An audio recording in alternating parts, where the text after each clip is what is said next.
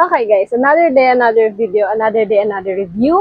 So for today's video, gawa tayo ng full face of pink flash na mga makeup. Ito lahat sila. Prep ko naman na yung aking skin. Ang ilalagay ko na lang ay primer. Flash primer din ang gagamitin natin.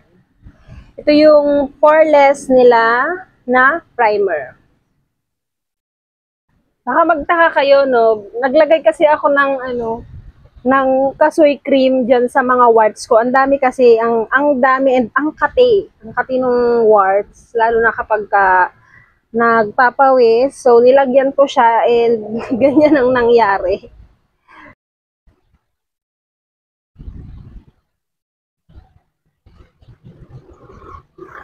Okay, next is their foundation. Ito.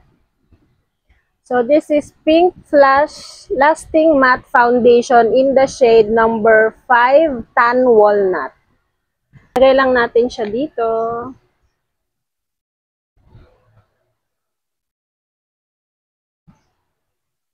Gamitin ko ay brush.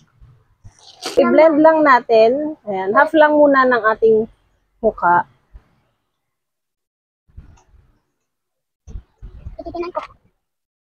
Oh, in fairness naman natakan niya yung mga marks ko ng pasort cream. I-blend lang natin siya. So, yung shade nito is, I think ito na yung dark shade na meron sila. And ang kagandahan sa kanya is, warm undertone siya. So, pasok siya sa ating mga morena na may mga warm undertone. Ayan, di ba? Itim dito sa mukha ko. And, natakpan naman niya ng konti. Hindi na siya ganun kaitim. Katulad kanina. Ng may foundation and this is yung wala. O, diba? Ang laki ng difference niya. Sa kabila ng ating face, gagamit tayo ng sponge.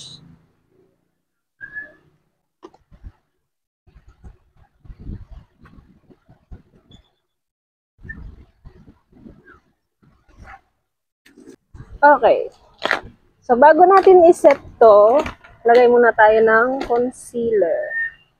Kaya I highly recommend ito sa mga mommies natin na katulad ko, sa mga budgetarian natin dyan.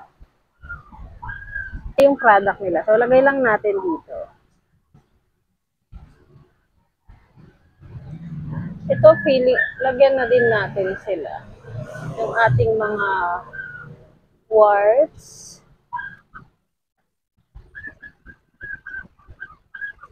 Yan, gusto natin takpan. Lagyan nyo yung gusto nyo takpan dyan sa inyong mukha. And then, i-blend natin. Pati yung concealer nila, very yellow din. Yan. So, ito, hindi na ako umaasang matatakpan niya. Itong mga black na to, kasi sobrang black siya. As in, sunog siya kasi talaga. So, kung may ganito kayo, and gusto nyong takpan, gamit kayo ng color corrector, peach for the black. Para makorek niya yung color. Peach ang ilalagay nyo kapag black. Kapag ka mga red naman, like pimples, ayan, ang ilagay nyo ay green. Next is, iset natin siya ng itong Pink Flash Lasting Matte Press Powder. Anong shade ba ito? In the shade 2222.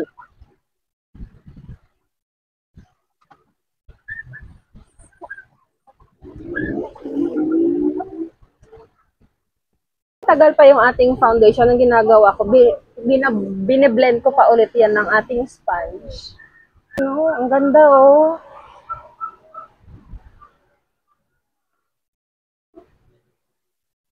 Okay. So, yung foundation, ano siya, medyo tacky siya. And even nung inilagyan ko ng ganito, tacky pa rin siya. This is the Pink Flash Duo Perfect Eyebrow Kit in the shade number 2. Wow! Wow! Ang ganda ng packaging niya. Oh, ayan. Number 2. And may kasama siyang brush.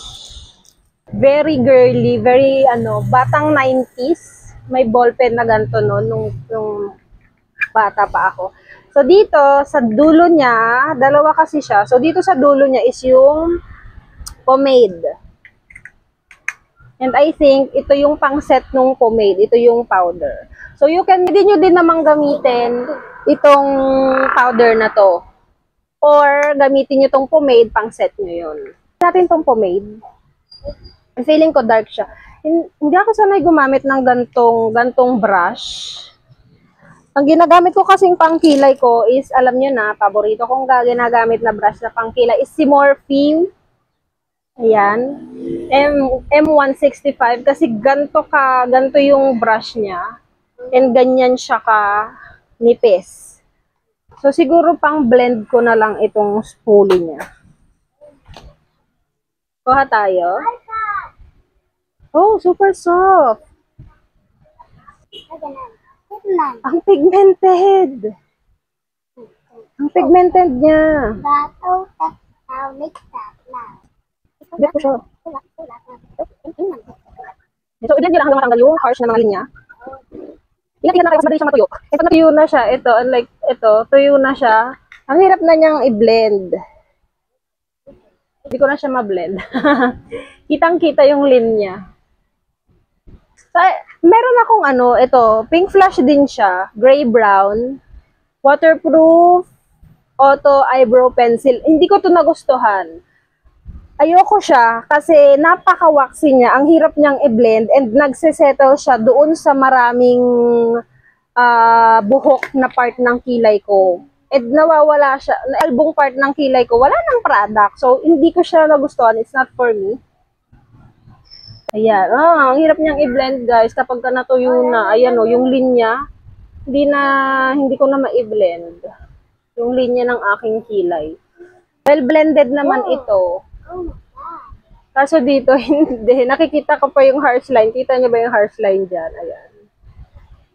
Ingat-ingat kayo. Kasi once na nag-set na siya, natuyo na siya, hindi nyo na mai-blend ng maayos.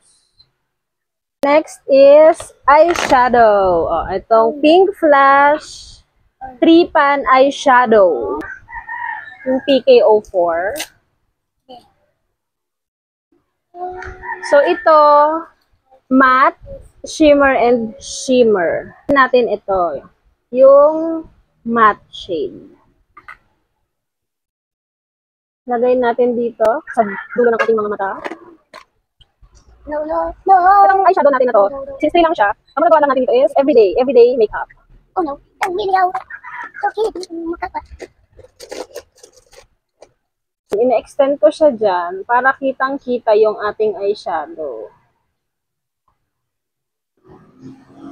Kunin natin.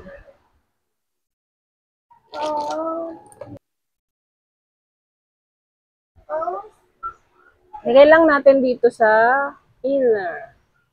Wow!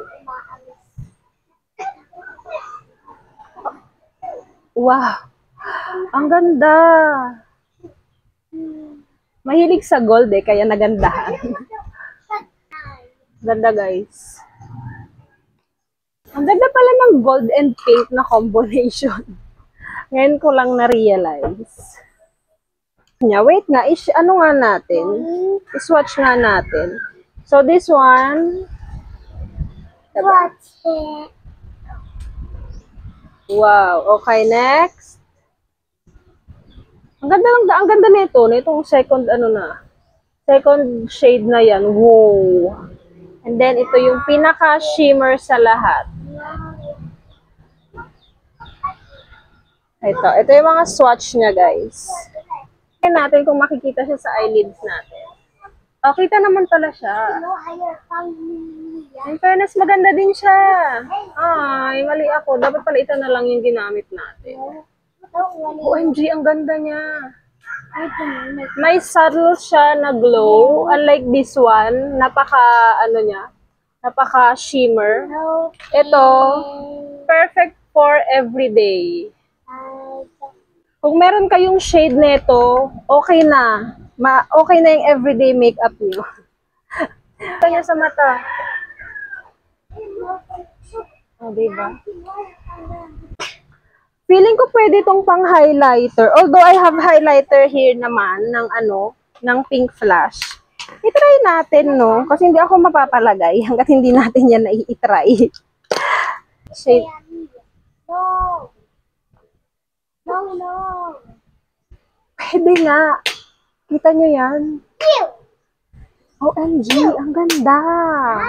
Stop. Ew. Wag naman, mama. I highly recommend to, guys. Ang ganda. Tignan nyo naman yung mga swatches niya. And yung color payoff niya sa mata. We have here yung Pink Flash Spot Pigment Face Contour in the shade FO2. Oh, in fairness, parang sa morena. Hindi siya mukhang mukhang abo. Ha? Ito tayo nito? Okay, so ito yung side na rin may contour. Ito yung side na wala. Kung pwedeng palakihin yung pangalan niya dito, no? Kasi ang hirap basahin, or pwedeng ilagay na lang dito sa likod yung mga pangalan and shade nila, Pink Flash. Much better. Kasi paano kung yung magbabasa nito is, nila makikita kasi sobrang liit. Yun lang yung ayoko sa kanya. Sobrang liit. Andyan, no? Which one? Parang peach siya na blush on. Pakali, pag di natin to isa-swatch.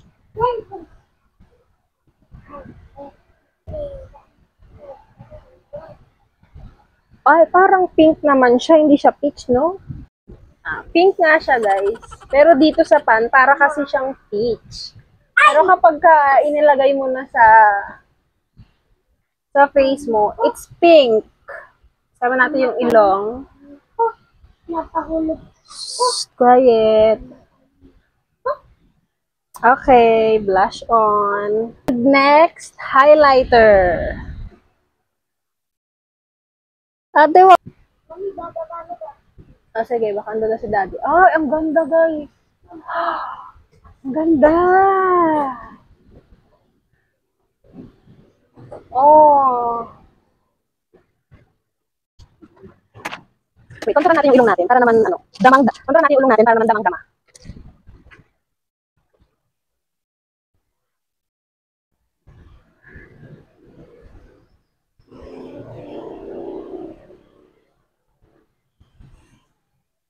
Next is the waterproof eyeliner. BO1 ang shade niya, bago pa. Sabi lang tayo.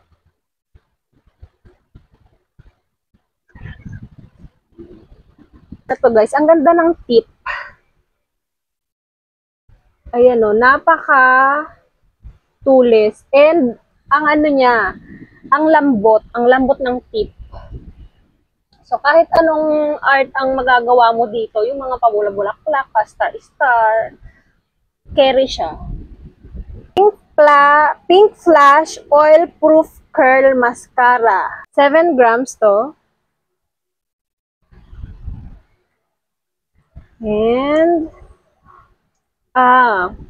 mataba yung kanyang wanda yan. Okay, let's try kung anong mangyayari sa ating